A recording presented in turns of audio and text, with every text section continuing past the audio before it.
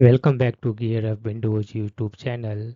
In this video, we will guide you on how to turn off AI Copilot responses in Bing search on Windows 11 or 10 PC. You can easily turn off the AI Copilot responses in Bing search results if you don't like them. Microsoft has made it easy for users to disable Copilot in Bing.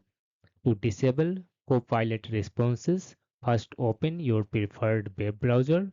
For instance, I have used Google Chrome browser and then visit this one bing.com. After that, search for anything you like, such as Gear Up Windows. After that, click on this one hamburger menu, and in the drop down menu,